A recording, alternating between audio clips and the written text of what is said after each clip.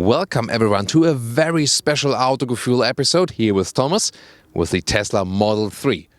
In exterior, interior, different trims, and today the very first time we drive this vehicle out on a normal road, but also on the racetrack and with a special new track mode. What can it deliver? What's the performance?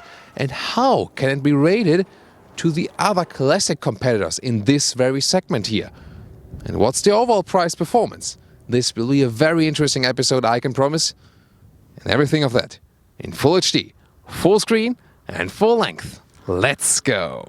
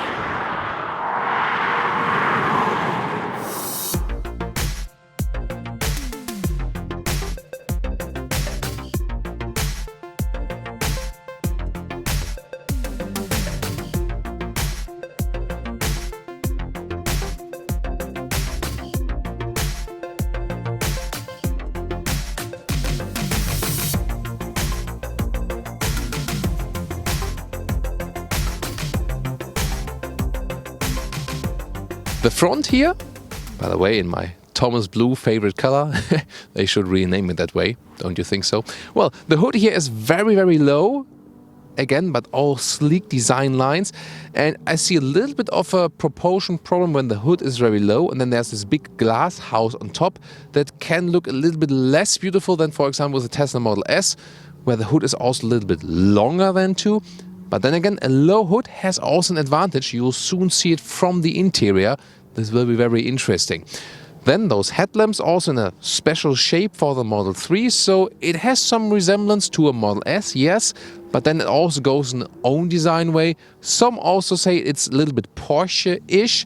But then you can see there's there's no big front grille here, so to say, because the electric motors, they need some cooling, yes. But they don't need as much cooling as the internal combustion engines, of course, because they're also more efficient. This is also what this episode will be about. We'll also go a little bit more in depth on the technology. Let's continue. 4.70 m, 15'4" or 185 inches is the length of the Tesla Model 3, so it's a mid-size sedan. And the special design feature here is, again, as we've seen with the other Teslas, this very sharp design line right here at the end of the rear windows. Other than that, special feature also with those door handles that they are seamlessly integrated. Cameras all over the vehicle, for example, also right there. They're used also for the autopilot system, which is now also included not only with the things that go in your lane, but also for changing lanes. You have to keep your hands on the steering wheel. It's not a fully autonomous function yet. But Elon Musk plans to make it fully autonomous quite soon, he recently announced. We'll see how that one plays out also as for the regulations. The new stuff you can pay extra for the autopilot will come soon, will be addition to that the ACC also works with traffic lights inside the city. That will be very interesting. Wheels come with 18-inch standard, then it's 19 inches of optional available, and those ones here are the 20-inch because this one is the performance model. Comes with 20-inch wheels and with red brake calipers. Those then are the special Brembo brakes as well. We'll test them on the track later. And also will be interesting with the brake regeneration on the track later on as well. Then towards the rear, see more of those 20-inch wheels. I will soon also show you different other wheel design and also different sizes. And again, a very sleek profile right here next to this huge glass roof. We'll also take a look at it from the inside. So what do you think about the Model 3 design here, guys? The rear does resemble a Model S a little bit more, especially with this tail lamp design right there. The performance model of the Model 3 also gets this carbon rear lip. This is a special feature for that. Other than that, again, you see those rather sleek design lines, so they already try to reduce the amount of design lines here in the rear. Also says here dual motor because this is the performance model. Overall, talking about the end. It's not engines, it's motors when we talk about electric motors. You start with a rear-wheel drive motor only, so just at the rear axle, 50 kilowatt hour battery. And then there's a bigger 75 kilowatt hour battery. Then you also get the dual motor, so one motor in the rear and one motor in the front. You have an all-wheel drive without a mechanical link. It will still work together, somehow communicate. Special feature about that one coming up in the track mode at the racetrack. We'll go in depth on how that really works. Well, and then pricing is, about $35,000 to $55,000 in the US, and in Germany we're 45,000 to 65,000 euros. Of course, they need to ship them over, taxes and so on. Euro prices then too, and the European price always including VAT, Mehrwertsteuer, and the US prices excluding VAT. Well, those are some very basic facts about the engine, but what about the exact electric motor technology? So there are different building types for electric motors, and so far they've just been using the inductive electric motor, which is still here on the front axle. New is for the rear axle here in the Model 3, a permanent magnet electric motor, and this one here is then more efficient. So, and this is also a combination again to their older models, because from the new development for the Model 3, the motor here from the rear, the permanent magnetic motor, this one is moving on the front axle to the Model S and the Model X. And that's also the reason you might have wondered recently why they suddenly get a bigger range, while the capacity of the battery remains the same. Very interesting. Well, and then with this dual motor setup, they can reach an acceleration figure of just about a little bit over 3 seconds to 60 miles an hour or to 1 kilometers an hour. And the base entry level version with the 50 kilowatt hour battery and just a rear motor, that one would be over 5 seconds in the acceleration figure. So that's the difference. Still, if you look at those power figures, this 5 seconds something would be like the performance models by BMW or like a C43. And those ones here, the dual motors, would be comparable in the acceleration figure to an M3 or a C63, for example, an Audi RS4. We'll, of course, deliver that on the racetrack and also with the 0 to 100 or 0 to 60 miles an hour acceleration. But how will it compare in the agility also? We will all experience that soon on the racetrack. It will be so interesting. The charging port is right here. You can open it from the inside of the vehicle or like this, press it, and then you see this different than the one from the Tesla Model S or X. So the Tesla Model 3 uses CCS, the both together for the DC charging, 150 kilowatt max, and just the AC would be then the 11 kilowatt charging. Or of course, you can charge with a household plug, that would also be possible. To close this one again, you don't have to do it, because this way here is a little bit creepy, so to say, but you can just leave it open. When you put in D mode, the drive mode, it will automatically close. And now some more color variety for you here in red. This one is also the performance model of the Model 3. And wait a minute. Hey, this is a Model S. So you can see something, of how the front is a little bit different.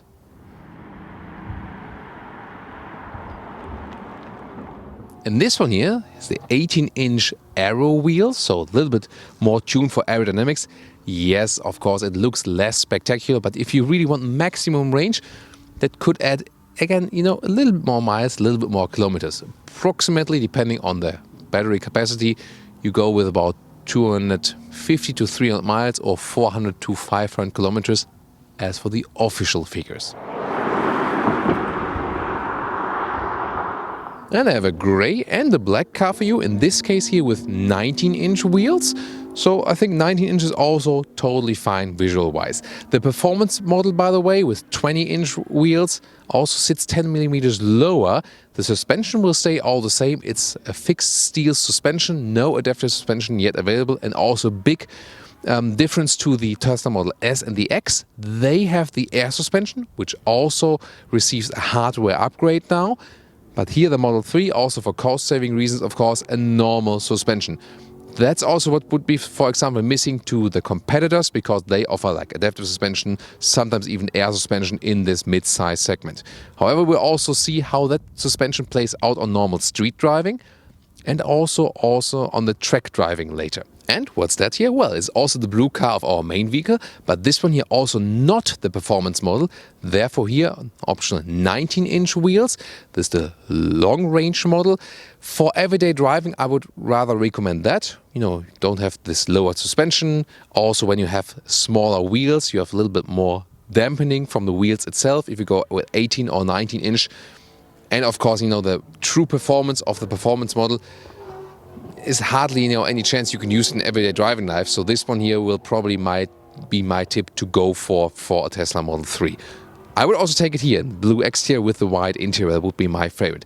And the question is, why can they suddenly do quite fast deliveries? Well, they kept up with production, yes, but also they have a no secret how they can deliver it even to Europe in a quite fast way, because you might pick, you know, from a bright or dark interior, then you pick the color on the exterior, but they already have some cars on the ship. Maybe it wasn't intended to be your cars in the first place, but since they don't have so many combinations, it is, you know, there's a high chance that your exact car you configured is on that ship already. Then you can get it, by the way, you know, while it's still on the way. Very interesting approach, and shows also strategic-wise why it can be important to simplify also the configuring the build process of a whole vehicle.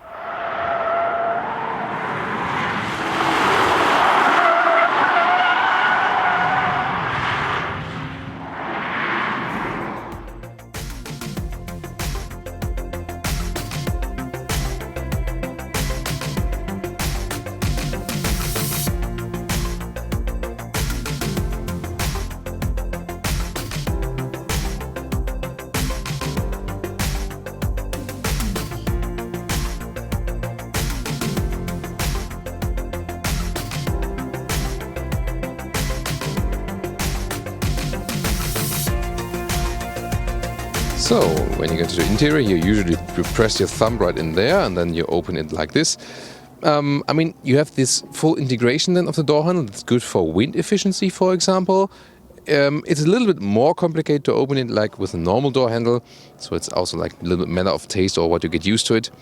Then the inside, interesting thing is all material they were used is all leather red. So it's nothing here at the inside of the door from animal source.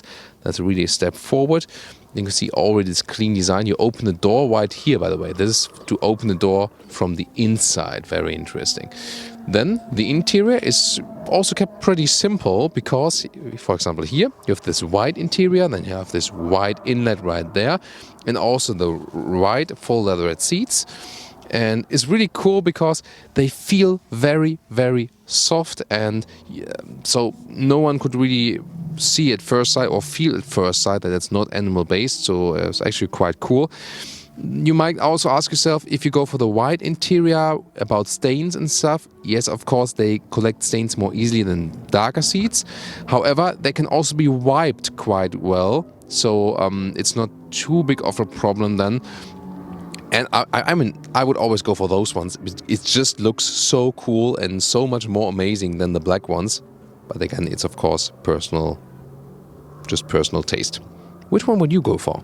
The steering wheel, you can see, is also kept quite clean and simple. This is the whole scheme of this car, this simplistic layout. And I'll also soon show you how you use those buttons. By the way, hold both buttons to do a soft reset. If you happen to have like, you know, like a black screen or something, you always need to know how you would do the reset actually. So when I get inside, this is a mid-size sedan, and the controls here for the seat, they're just right down at the seat. The basic setup of the seat is that it falls a little bit more backward from the angle, so for more comfort I usually tend to put it a little bit higher in the back part. That's better to, as for, you know, my taste for the long-term comfort. So like this, and I would be sitting right here in the lowest position. Let me put it in the lowest position just for a second. I'm more meters 86 or 6'1", and that leaves still plenty of room up to this panoramic roof, because this one is not one you can open. It's a gone through panoramic roof, but then it also ensures you quite a lot of headroom. The seating position, however, let's say it's not set up for the tallest drivers. The seat's also not that wide, so you can see also, how I, reach over the seat a little bit.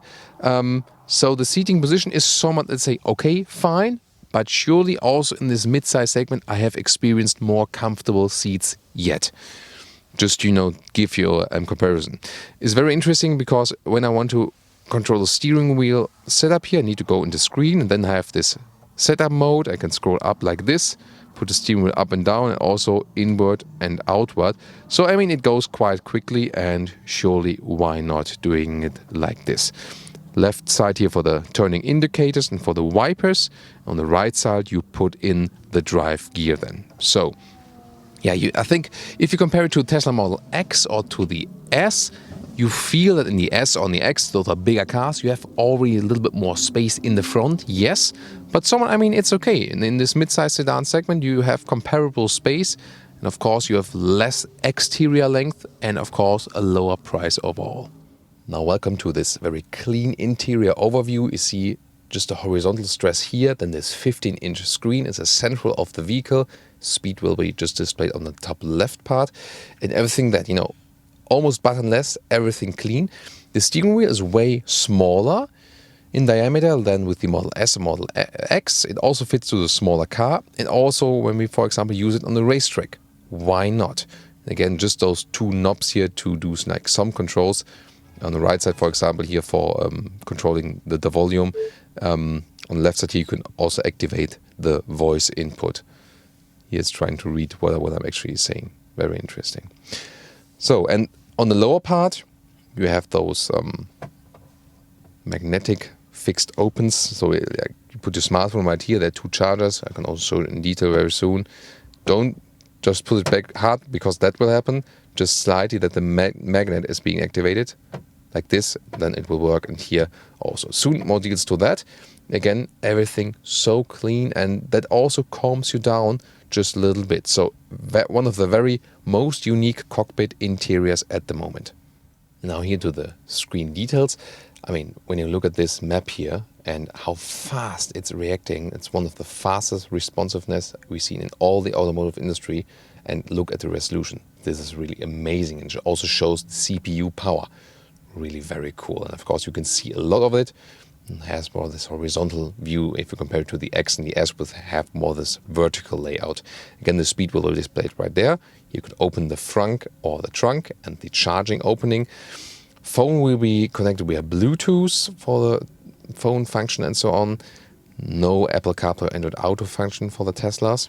But most of the stuff is also okay then with using the Bluetooth function. Driving, you can, for example, go to the standard regenerative braking or low, so you have both the possibilities if you rather want a one pedal drive feeling or a little bit less from the regeneration. That's very interesting. Also how to turn in the creep mode or not. This is, well, it's not creepy, but the creep mode. So when you leave off the brake pedal, that the car rolls a little bit like with an automatic car with an ICE, or that it doesn't do it. So you can pick that on your preference. Very interesting.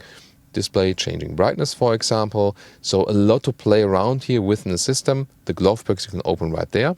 The temperature you would change actually at the lower part. This will always stay that way. Also seat heating. So it is somewhat easily accessible, but not so much while driving. I think it's easier here to put like AC 22 degrees Celsius or then the according equivalent in Fahrenheit and leave it like that while driving. That's how it's also set out to, because if you would do a lot of stuff here in the big screen while driving, indeed that might be distracting. And of course they also have some fun stuff. If you click the Tesla logo, here you see the how many kilometers the car has already run. You have like the Rudolph mode or the Mars mode, a lot of different Easter eggs. And here for the Model 3 also get the fart mode, and you can fart on demand when you then press the steering wheel button.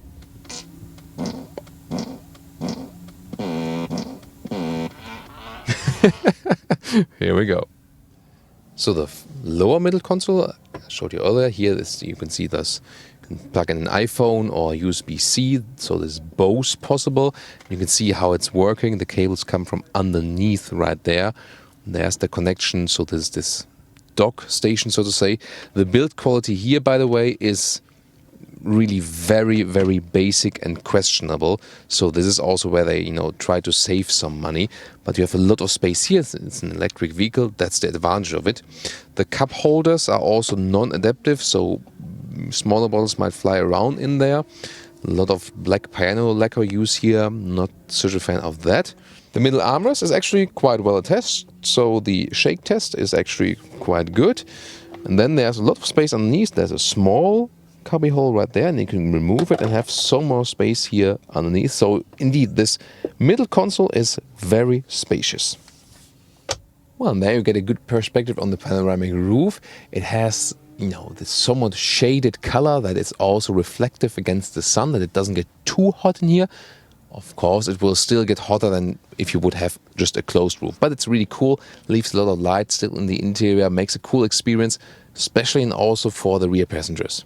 By the way, here this is the connection from the interior, from the rear pillar. This again a questionable build quality. So yeah, there are a lot of very cool things about the car, but they also have their limitations. They don't have so much experience with building cars. So this, they can improve it over time, but surely they need to work on that. So let's get inside. Here in the rear, I have the seat as I would be driving with my 1m86 or 6'1". And since this, you're really close to the panoramic roof, but you can sit exactly here also with 4 tall adults. So I have some space above my head. Also knee room, that's also totally fine. So the using of space here due to this electric platform is actually quite good. Just with the feet you put under the seat, when it's in the lowest position, it's not really that well possible with longer feet, so you would need to put the front seat a little bit higher. Then it's easier to put your feet under the seat in front of you. And here you see it also here with the angle of my legs. It's not the most comfortable position here in the rear. What is cool that the seat here, the material, the bolstering, and also the leather red material is really soft, feels really great. That's amazing. But just from the ergonomics, it's again somewhat okay, but surely also has, some potential to be a little bit better. But overall still, this white interior just amazes me. It's so bright and so cool. And again, this simplicity and cleanness of this whole thing, even or especially when you sit in the rear, is really something very cool always. But then again, for example, when you open the door, this is like a very sharp corner right here. And this would be actually where you quite often tend to touch the car. So again, one detail they need to fix. I hope Tesla engineers are also watching right now, so they can address, for example, details like those. However, what I find quite nice is those coat hangers, and they're just retractable. Easy and clean solution. And also a climate unit for the rear passengers next to some USB supplies. And if you pan a little bit down, then you can see there is no real middle tunnel. And that's also the big advantage of a real electric car platform. So sitting here in the middle seat in the rear is actually quite cool. You have also sufficient headroom. It's also quite soft from the seating. Of course, the outer seats are more comfortable. Yes, Isofix, by the way, at the outer seats. But since I don't have a middle tunnel here, I don't have to put my feet next to my neighbors. I can really have them central. And also the middle console has some space underneath. So I can really put my feet right here.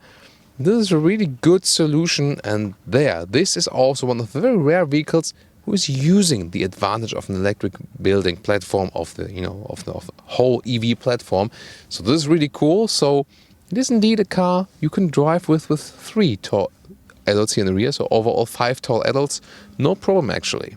And then we have a middle armrest right here, like this with cupboards, and they are also adaptive. But here you can see here. This is again the issue with the build quality. So they have been improving it over time. But the thing is, you always ask yourself, which is more crucial, to have a better build quality or to have a better concept? The thing is with Tesla, their ground concept is very clever. And then they have to work on the small details where the other manufacturers have a lot of experience. So I think that leaves room for improvement. At least we can, for example, show that, and then they can work on that. What's your take on that? And here you could flip the seats just from here. And then we have here a 2/3, 1/3 split. So we'll also show that very soon from the trunk. And by the way, not to forget, when I sit here in the middle part, that's the way you can just raise the middle head restraint. By the way, here in the back ceiling of the rear seats. Hey, doesn't it look like USB-C charging ports in the ceiling? Would have been too good, but just to show you, this is a USB-C plug, and there you can see it's a little bit too small. But that would be a cool idea, Also have some more USB-C chargers right there. But then, of course, cables would be hanging from the ceiling. Just a funny detail I wanted to show you. And now what about the trunk space we have here available? My wish would have been that the Model 3 was, like this fastback opening. Have to wait for the Model Y, the smaller SUV or mid-size SUV that will be coming up on the very same platform. Then here, there's the hatch. Somewhat limited, but I think, it's quite far here, so you can very well access it. There's some more space underneath, for example, for the charging cable. And this is reasonable space underneath. You can even put a cabin trolley in there in just this hole. Very interesting. There you can see the rest. I'll just tell you some measurements. Right here, the trunk height is just over 50 centimeters. Then the width, which is usually a meter in other cars like this. Yeah, here it's a little bit less than a meter right there. And a little bit more than a meter just in the very front here. And then what about the length? Here we go. And that is just a little bit more than a meter. And then we can flip the seats. So I have to go around right there. Do it like this. 1/3. And the other way then is the 2/3. You have to put the front seats quite way forward that it works, by the way. So, and then, those front seats are a little bit more forward than they would be actually while we drive. So, this is then here 2 meters, so up to front seat. So, longer things to transport is actually no problem. You can see it's just a little bit limited here through the wheel arches in width. And of course, classic sedan opening. But for a sedan, I think still very well usable. And last but not least, I also want to put some luggage inside that you can actually see it. So you can also load it in a vertical way. And see it right here, since it does not have a very flat closing right here, you can really load it until the very end and it can stand upright. So among the mid-size sedans, this is, quite well done as for the luggage flexibility. Well, and then there's even more luggage space here with the front trunk. There's, for example, like this, warning triangle, emergency triangle. So this is really interesting. So I can show you some more reasonable space. You can also, for example, put your cables in the front here. So it will also be possible. So really, for a mid-size sedan, very well usable car, both from the interior space and especially as for the luggage compartments overall. And here for a comparison again, this is again the white interior, together here in this case with a black vehicle on the exterior, black paint. And then we have the black interior, so you can pick those two. This one here with the black or the dark seats. And you have this combination then, for example, with the matte wood. It's really cool, also brings some specialty to the interior. I think the combination is also very nice. What fan are you? I would rather go for the dark interior or for the bright one. I really love the bright wood, but I'm also a fan here of the bright seats.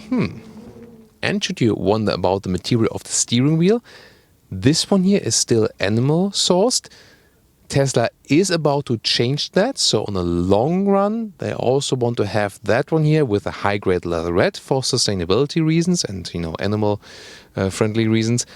At the moment you can get one, but just on special request. So you have to ask that when ordering a car. It's the same, for example, than with Mercedes cars. It's not in the prices, but you can ask for it.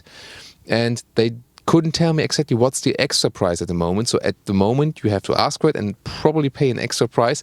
No information yet what that is. If one of you guys maybe ordered one and also went for a leatherette steering wheel, then please tell me. Of course, we'll also keep you updated on that issue. And one more look at the dark interior here at the rear. Of course, it will be somewhat easier to clean and maintain, for example, if you have kids. But then again, the white one just looks so much more fancier.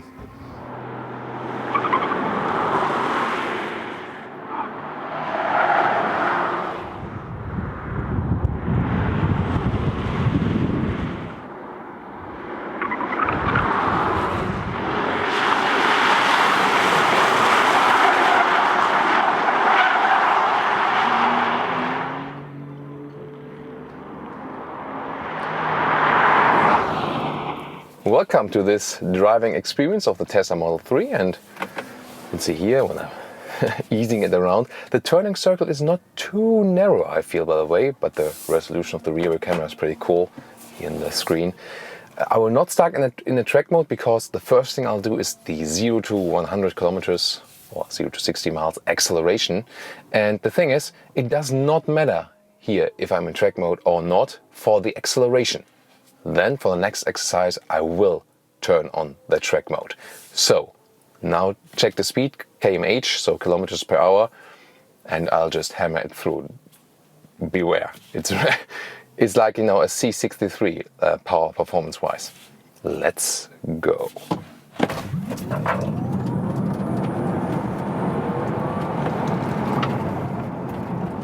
Wow, that is amazing, right? Wow. That's really like spaceship alike, and also, again, like an M3 or like a C63. And here this is like a wet circle, and when I'm in the standard mode, all those assistance systems, they just, you know, keep the car in lane. You cannot do anything, basically. You cannot slide the car around, maybe just a little bit, but you hear the brakes are being, you know, the tires are, everything is tight. So, and to turn on the track mode, you have to stand still, put it to P here on the right side, then go here to the track mode, yes, confirm. So now I'm in the track mode. But the thing is, normally with other performance cars, the stability control would be just drawn back. But here even more systems are active. But since we have then more torque on the rear motor, I can actually slide the car out a little bit like this, you see here. So it is actually possible then to play around with this vehicle. The thing is, it does not convey, see here, the systems are still somewhat active, or as I said, it doesn't draw it back, there's more stuff active. Still, it allows you to slide the car out, but it's a little bit against your natural driving feeling you would learn in vehicles. You have to sometimes even just, I'm full throttle at the moment, full throttle, so I can play around with the car, yes, but it's always trying to keep me in lane just once more again. So this is very interesting. Again, it's a very, very unnatural feeling I get. That's negative, you know, from a purist racing approach, yes. But you can see if I do just one drift in the corner and accelerate out again, that works. And that's also what it's supposed to do. So it's not a system that is supposed to let you like hold the drift or something for a very long time. You know, see, it is somewhat possible, but it's hard to find a very natural line for that.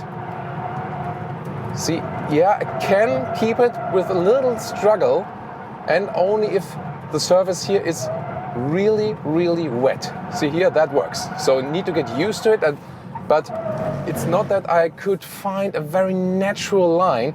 You know, maybe if you've seen our special snow episodes, where I could really keep the line as I really want to, and exactly where I want to put the car. Here, the car is very precise, as long as it keeps, you know, the natural driving surrounding. But here, you know, you don't really know when can I initiate it and when not. So again, for a purist approach, this is so much all-wheel drive controlled feeling, but when we will then later on test this car on the racetrack, or for example here, I can give you one glimpse for it with a slalom here.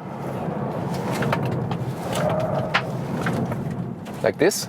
This was very fast, you know, the car is really controlled and you keep it in a very, very fast pace. This is very interesting. And that's what the track mode is for. It's not there to be like very natural, controlled, spectacular, purist driving feeling. It's to make you faster.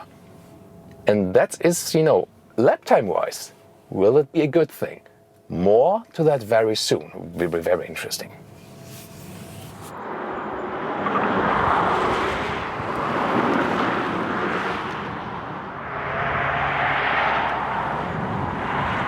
So guys, this is what we came for. There's a driving experience center near to the Paul Ricard circuit, south of France.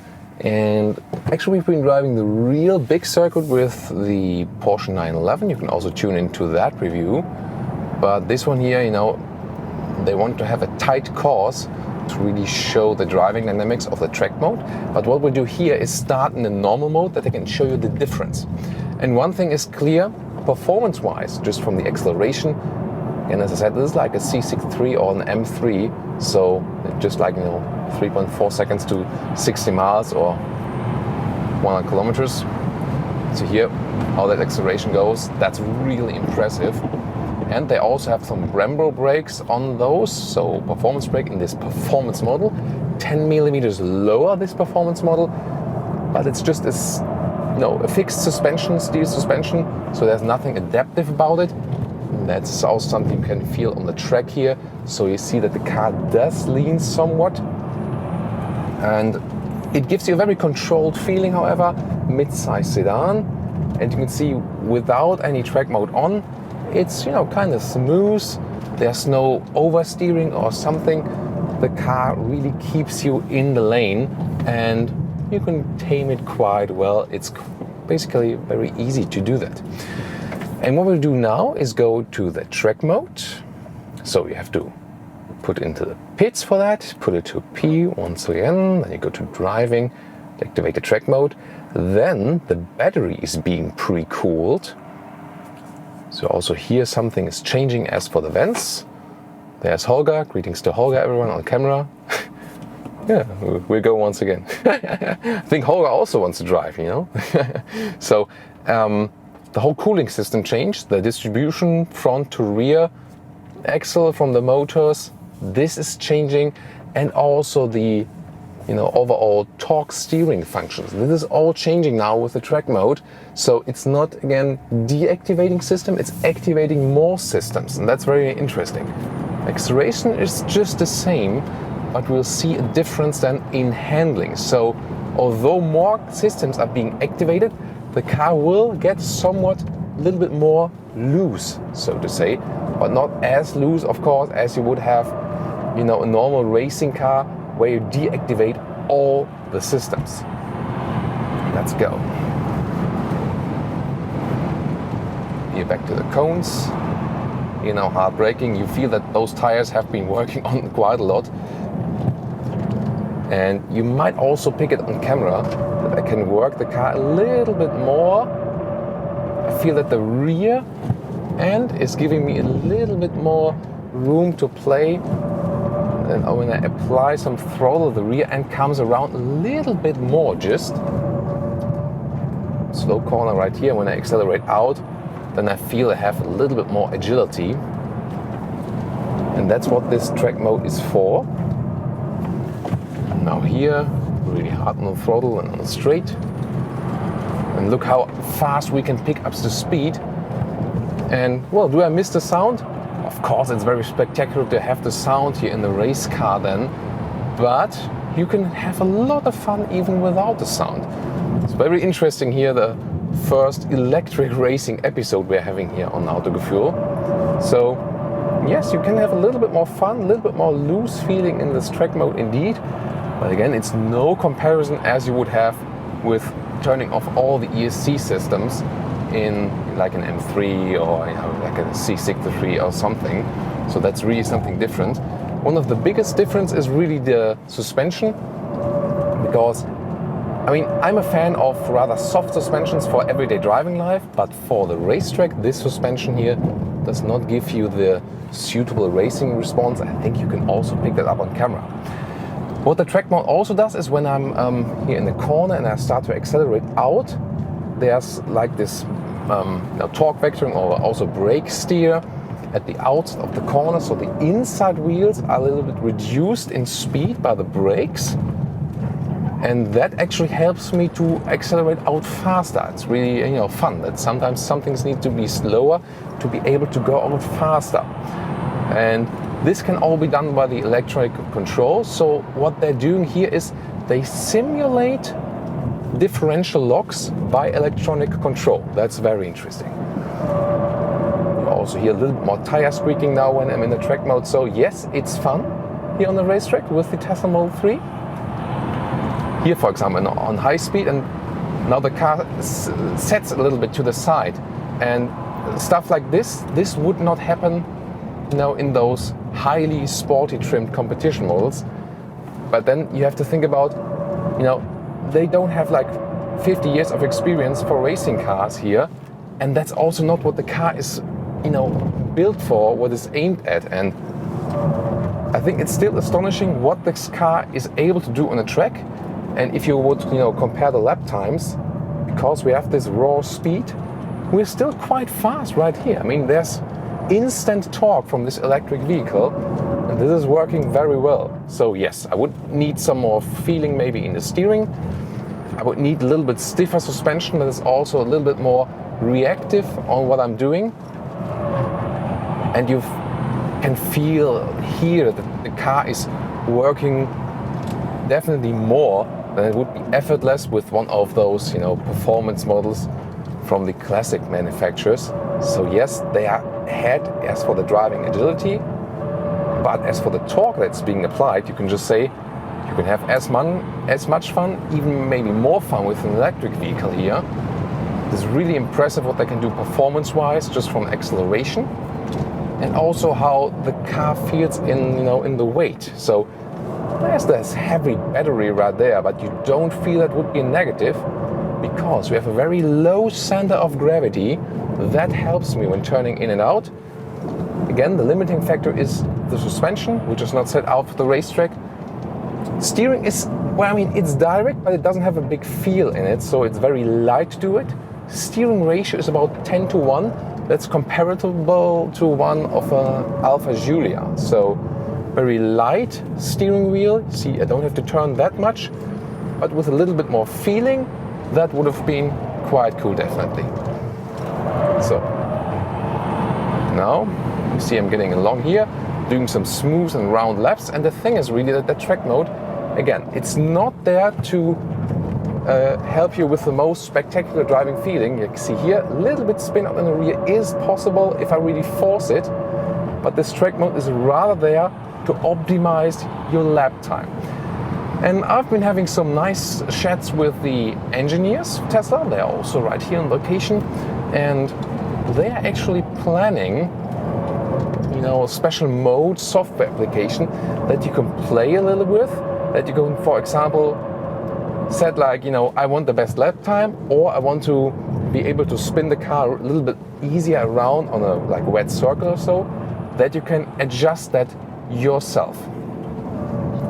And, you know, one remark, it might also be, you know, I think it's the play of suspension versus or together with, you know, the missing sound.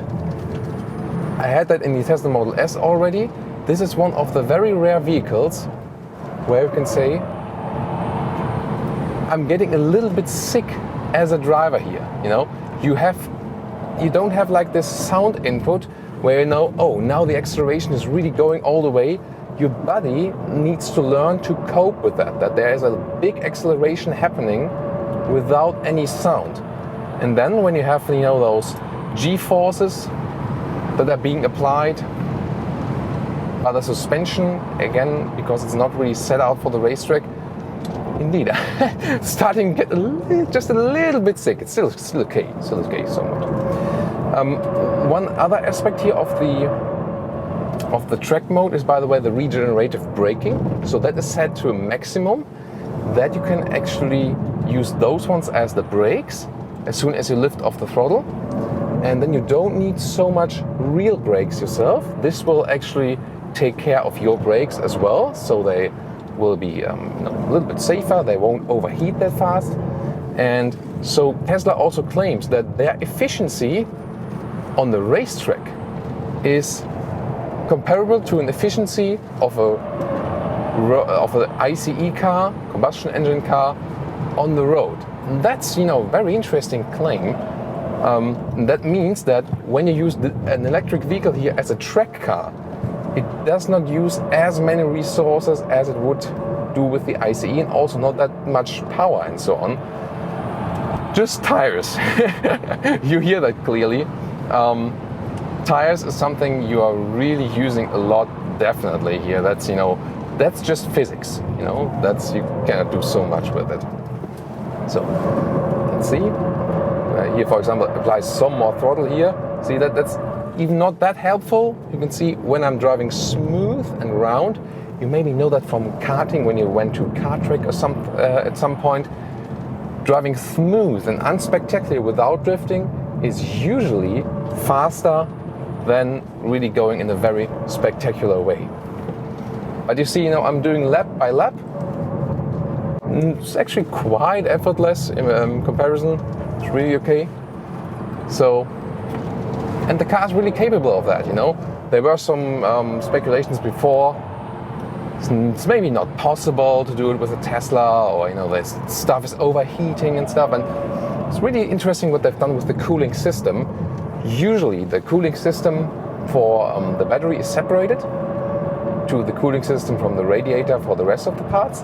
But when you are in this track mode, it's a combined cooling cycle, and the pre-cooled battery also use the, let's say, cool thermal capacity to cool down the rest of the car parts that might be overheating.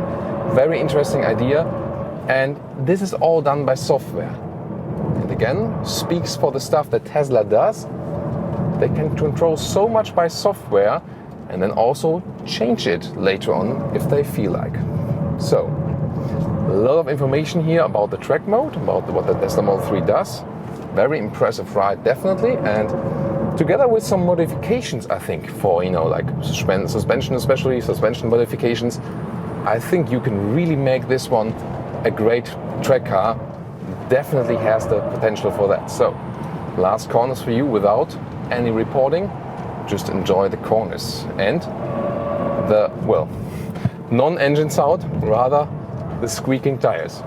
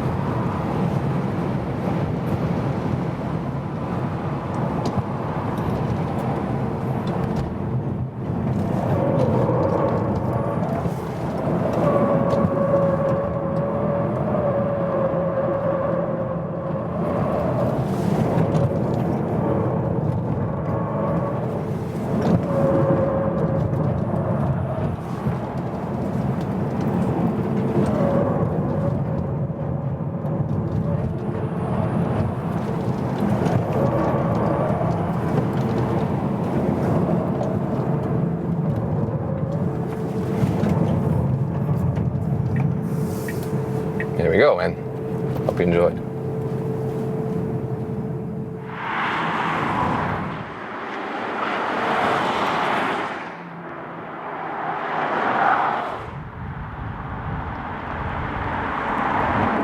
And now to street driving the Tesla Model 3 with Thomas's driving lounge. The normal driving. We also still have the performance model with the 20-inch wheels here, and of course the sporty performance. And you know, when you go over some bumps, you feel that you have just a fixed suspension with the 20-inch wheels. It will be a little bit better with smaller wheels, and also when you don't pick the performance suspension, that again would be my tip for the everyday driving life for a Model 3. So get the big battery capacity, but then not the performance model, not with the sportier lower suspension, not with the 20-inch wheels. Will of course still be okay, so I'm driving that one here now, but if you're seeking the best driving comfort, the other choice will be a little bit better. One of the big questions was initially, what about the speed when you don't really see it? And indeed, GT cars going to the track, and when you see it here right on the screen, I mean, you have to look a little bit to the side, yes, but it's still somewhat okay because it's very bright and also big. However, still sticking to my claim that a head-up display would be a great addition, with one of the features they could make optional. I'll also take a look at that while driving. At the moment, I am in the standard recuperation mode, so when I lift the throttle, you see the car is decelerating quite fast. Again, I can also change that. I could go to the low regenerative braking mode. When I lift the throttle, then the car rolls a little bit further. There's still some recuperation, yes, but a little bit less. Usually, and that's also how Tesla intends it to be, it should be a one-pedal driving for the whole car. Then you leave it in this standard mode, and then you hardly use the normal brakes. You rather keep it. Oh, yeah, I have to go left here. Sorry about that. But also shows the car is very nice in handling. So right here, well, if you just accelerate a little bit here, see how fast it goes. Just very smoothly, You can also gently apply it. You've seen it earlier how that went, and actually for this test here now. I also want to show you that. Again, it is a little bit distracting to use the screen while driving, so you shouldn't do it. Here I can go to the sport mode and have a better acceleration, and also go to the chill mode, and especially when I have passengers here in the car, it's better to leave it in the chill mode because it is so powerful, this vehicle, and you cannot hold on because there are also, for example, no inner door handles, on the top part, no grab handles. So you rather keep it in chill mode if you want to have it like a better experience for your passengers. So I also do it right now, and also I want to tell you more about the real consumption figure when we have like a short testing loop here right now. What will we end up with? Because we then can calculate the whole range, in a realistic figure. So I would also drive now, the performance driving we did earlier in the racetrack. I will now drive to be like a very normal street driving and a rather relaxed one. And that electric vehicles from the outside, when they reach a speed over 30 kilometers an hour, they will be as loud as combustion engine cars because the tire noise is louder than the one that possibly would come from the engine. Maybe some exceptions left aside, like this car that is coming right now, that will still be louder. However, from the inside, the speed range is higher then. So when I'm like 60, 70, maybe even now here at 80 kilometers an hour, this car is still more silent from the inside, sitting here on the inside, than a combustion engine car. This, of course, really good, and I enjoy this very calm and silent driving feeling. This is really relaxing, together with this simplistic interior. I already felt it in the Tesla Model S somewhat, yes, but this one here is, of course, even more simplistic from the interior. And I somehow like the concept, especially in contrast to some other interiors which are really like overloaded for information and so on. So the driving feeling also with this normal fixed suspension is actually quite good. So for the road, they have actually a good compromise between sportiness and comfort. Again, said earlier, on the racetrack you would need some stiffer one, or you would need an adaptive one to choose from. But here it's actually totally fine from the setup they picked right there. Again, it will be a little bit softer when you go with smaller wheels, and maybe also not that lowering of the suspension. So you can also somehow vary that with your choice. Good handling also in this roundabout. You see, I don't have to steer that much. Again, the steering feeling is somewhat a little bit artificial, a little bit more connection to the road would have been good. Indeed, it comes a little bit close to the Alfa Giulia, where it's also a little bit artificial steering feeling. It's more like in an arcade racing game. You know, you have like this computer-like input. It's somewhat direct and responsive, but the feeling you get from the connection to the road is not as you would have with some other models. However, you might remember when I tested the all-new BMW 3 Series, that also wasn't giving me a good feedback from the low angle degree areas, but then a little bit better one when you were turning like, you know, a little bit further. In this case, prefer the one of the Audi A4, which gives you a very progressive steering input and also a little bit better feeling. And for example, from the BMW SUVs, which are even better in this case. Well, strange one. And again, you get a very smooth driving feeling. You can very well control the throttle input. You just lift the throttle, the car decelerates just a little bit more. So I'm hardly using the brakes myself. If you, for example, you're stuck behind the other cars, you just leave a little bit off the throttle, and then it's already just fine. You can also see all those visualizations, what the camera view of the car is seeing. This is also a part of what they plan to do with the autopilot when they evolve it even more, to use this fleet intelligence that the whole Tesla fleet records everything, what is being happening, and then accounts for this neural network that the autopilot is being boosted by the, so to say, big data, but which is then again selected. And so the whole fleet learns constantly. And this is, I think, a very important approach, and would also be the reason why Elon Musk does not want to use LiDAR, so no laser sensors, but really wants to rely on radar and also especially this camera system.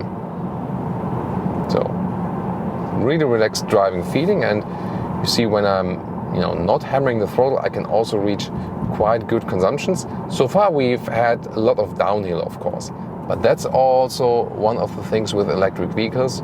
When it's going downhill, you can gain back the energy, whereas it would be wasted otherwise. So efficiency is about between 80, 90, 95%. Just the rest is wasted for heat.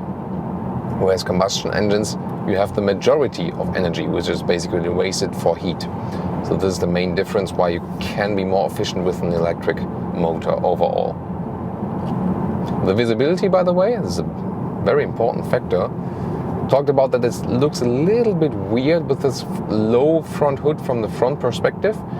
But then again, when I'm sitting right here, and it's almost like driving a VW Beetle or something, you cannot even see the hood because it's so low, and it's like when you look down, you immediately see the road. So, and that's really helpful for a good overview. Even if you're not that tall, you have a very good overview sitting here and looking to the road. As for the other pillars, yes, the A pillar is somewhat thick. You have to keep that in mind.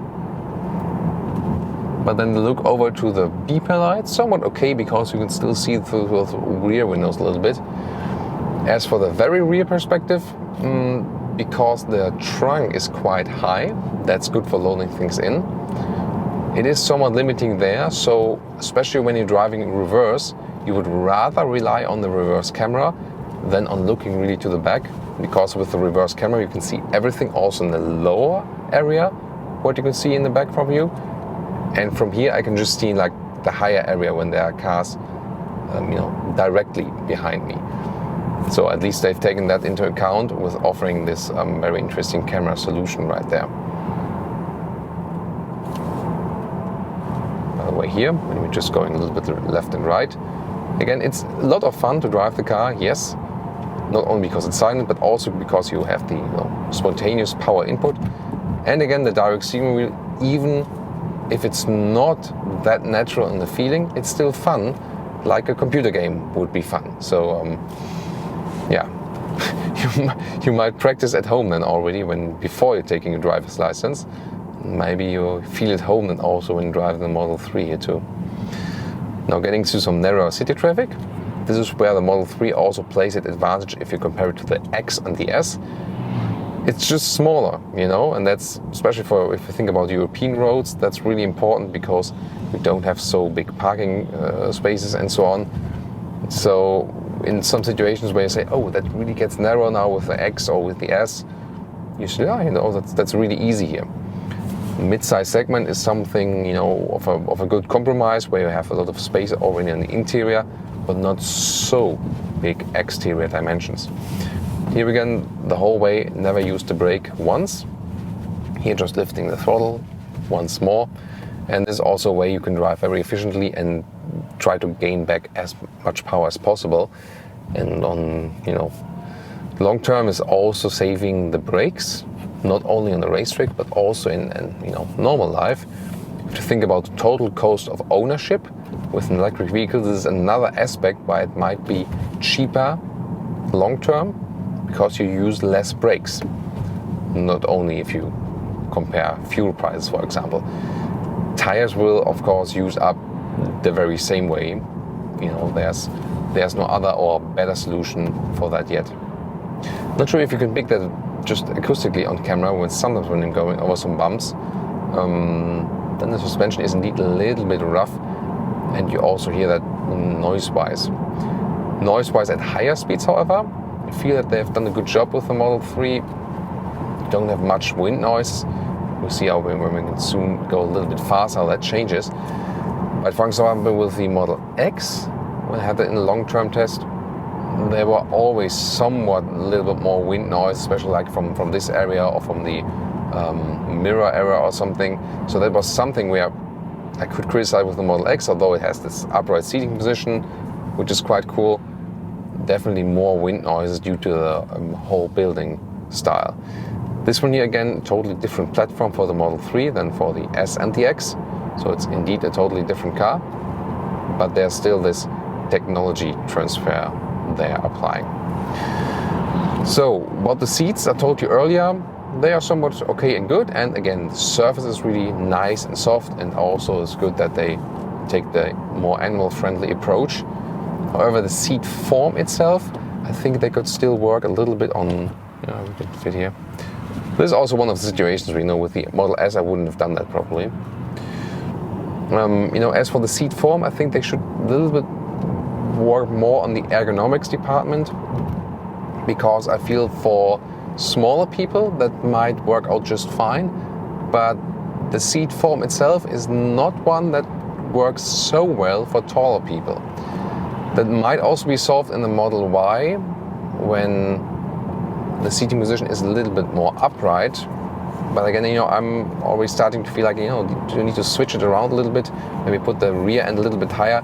That definitely always helps.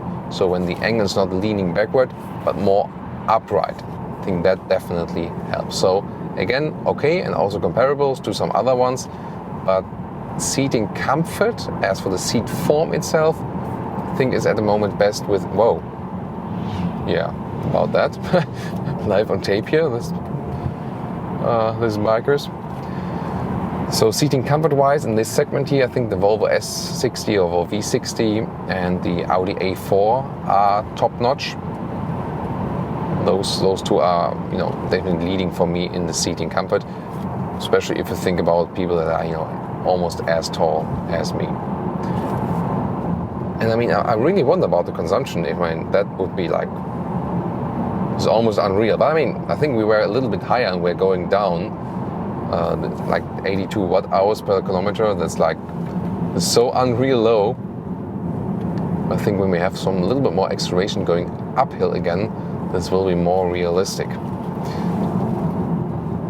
So usually, you know, like with the Model S and with the S, and also recently with the Mercedes EQC, for example, it was like 240, 230 watt hours per kilometer. So this is mainly due to the recuperation when going downhill, that not only using less energy, but we're also gaining back energy. And again, it's good for a nice flow here. Just use the regeneration, again, not using brakes at all, and to get a smooth driving. And the chill mode is totally fine. Even just in the chill mode, you have so much power reserve. As soon as you hit the throttle, it's still already right there. So from different aspects we've taken a look at now here.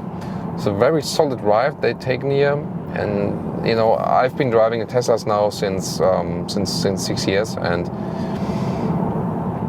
you can really see like the evolution of the different elements. They are already improving, not only software-wise but also in the hardware. Yes, we did find a lot of elements still there in the interior part that needs to be addressed and fixed, but I think you can work from there on. You know, definitely. I mean, it's actually good price performance ratio overall, especially if you look at the performance and compare other competitors.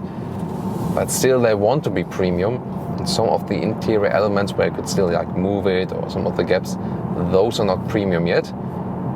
But the overall driving experience here, this is definitely already premium.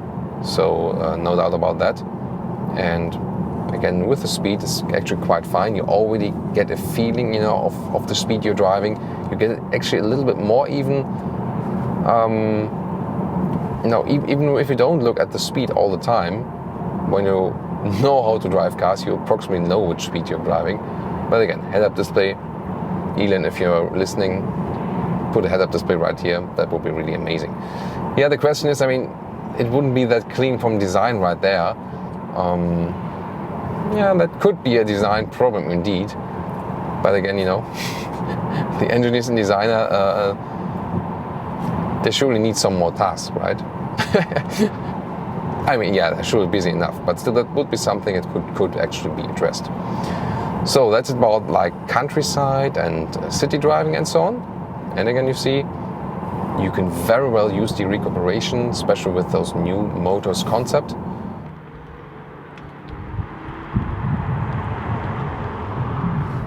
So I just checked the car infotainment system and saw that this car was built before the current specs. So this is not equipped with the autopilot system. Every new vehicle you buy will be automatically equipped with the autopilot, and as I said earlier, not only with the base one, but also with the extended one now that also can do lane changes and everything. Again, you're supposed to keep your hand on the steering wheel at the moment still. The fully autonomous version is not yet regulated. So first technology will be ready for that, and then probably after that the regulations for that. And well, I actually had to reset the consumption meter after we were going to like some up and downhill and so on, and now we were like 15 kilowatt hours per 100 kilometers, and that's exactly the EPA figure. That's really amazing. So that would be as promised, both in kilometer and miles range. That would really mean that you have like some 14, 15 kilowatt hour per 100 kilometers, maybe even a little bit lower, or some like 23, 24 kilowatt hours per 100 miles. That would indeed mean a range here for the bigger battery of 300 miles or almost 500 kilometers. That's pretty amazing. So especially the regeneration seems to be even more efficient now, and also especially when you keep it on the chill mode and really just smooth ease through traffic and don't hit the full potential performance power, is really incredibly efficient, and big step forward also if you compare it to the Model S or the X. Yes, they are heavier, but this one also, due to the technology upgrades, more efficient. Really looking forward how it will be when, as I said earlier, the one motor they put here now will be also part of, the rear motor here will be also part of the front motor in the X and the S, and making that more efficient. You might wonder, why didn't they just do it also at the rear axle there? The reason for that is that the rear motor in the S and the X is a very big one, considering the weight of the cars, even bigger than the rear motor we have here. And that's the reason why they're keeping the big motor right there with a lot of power, and then just exchange the front one in the X and the S. But here again, the special motor in the rear. And I mean, considering the weight and the size of the car, of course you don't need as much power as for the S and the X. And here Autobahn cruising or motorway cruising is also, pretty comfortable. This is also what people will be doing a lot with the car, and I mean, now I'm even at 13 kilowatt hours per 100 kilometers. So that's really amazing. So efficiency test so far, really promising. And again, cruise control, by the way, just put it here, set 1, and then set the speed here. Then it's just normal cruise control. But again, as the new cars will have autopilot standard, you would press 1 then for just an normal adaptive cruise control then, and then press twice to activate the autopilot, which then also helps you with steering and so on. And then I can also induce lane change when you set a turning indicator and so on. Hope to be able to test it at a later stage then, when we have a little bit newer built car, which will then have this one automatically. And then also hope to do a long range test for the consumption. But what we see so far looks pretty promising. Really looks even more efficient than the recent German competitors we've driven, even if they're a little bit bigger, yes.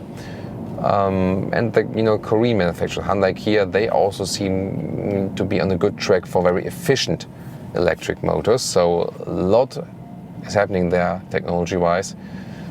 But this one, is already pretty amazing. So, what do you think also from street driving with Tesla Model 3? Please leave me your feedback. And now to our conclusion for today with the Tesla Model 3. There's so much I can tell you about this vehicle, even in the conclusion, even if I have to take a short summary. The exterior is definitely very sleek. The design, is of course in the front a little bit Porsche-alike, yes, but they also have formed their own identity. I think, to me, the Tesla Model S, because it has this longer hood and so on, looks a little bit sleeker. But then again, this very flat hood you have there in the front also is good for the visibility from the interior. The interior, very simplistic. I like this very clean styling. It's a totally new and unique approach, just with this central monitor and basically nothing else. Really good that we're almost getting rid of all the animal-sourced materials, more sustainable, more animal-friendly, and of course better also if you think about allergies and so on, because less chemicals are being used. So definitely they are stepping ahead there in a lot of different ways. On the other hand, there are still some parts with questionable build quality. I mean, we can just say that out loud. That's, you could see that in little details there. And I raised this question earlier. There's still some squeaking tires here from the racetrack next to us. So I raised this question earlier. What's more important, to have like a very clever concept overall, or to be very good in the details? Well, I think it is somewhat more important to have the base concept with a very intelligent one, and that is this vehicle. It's a great concept. You have a nice interior with a good space offering. You use this electric building platform. Trunk and the normal trunk is really large, considering it's a mid-size sedan. And of course a quite efficient electric drive overall. That works pretty well. They really have to pay attention to the details now if they want to keep it up with a premium competition. But I think this is, on the long run, a problem that can still be solved. And driving-wise, it was very nice to drive it on the road. Again, this simplistic interior calms you down, together, of course, with a silent EV drive. I really love that. On the racetrack, well, it was very performant in a way that the acceleration is really awesome. You have this instant torque, that's it with the electric vehicles, and also the different electric motors they have been using, also with the new motor detail I told you earlier. So this was very impressive. However, the agility as for the cornering, of course, the car somewhat comes to the limit right there. It's not thought out to be that main competitor of an M3 or C63, although the acceleration figure is actually quite equal. Suspension-wise, well, I mean, if you think about, you would put an adaptive suspension or an adaptive sports suspension in it, some third-party tuning for suspension, then it could be even more a competitor, I think, because, yeah, for the racetrack, the suspension is not stiff enough. However, of course, on the road, it's better when it's not that stiff. And I really have to get used to it. When you don't have any sound and the suspension is a little bit, wobbly for the racetrack, then you might get even a little bit sick as a driver on this racetrack. On the racetrack, that was also a new experience. But then again, I think it's even more important that the cars handle very well on the road. And we've also seen with this, wet circle test, you don't have the very, very natural driving feeling in a way that you can do exactly what you want in a free way without any assistance systems.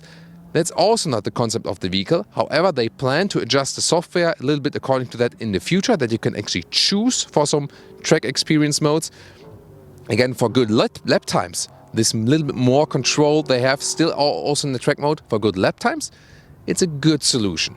But again, a lot of software things, they are always happening, and you talk about something today, and maybe like next week is always there's a new update. That's also one of their strengths, that there are those continuous software updates. So many interesting things about this vehicle. A lot of pros, also a lot of cons, but that's totally normal. I think overall very unique and interesting vehicle. But now I want to know, what do you think about those different aspects we have covered? Please join our discussion in the comments, and also join us next time at Autogefuehl.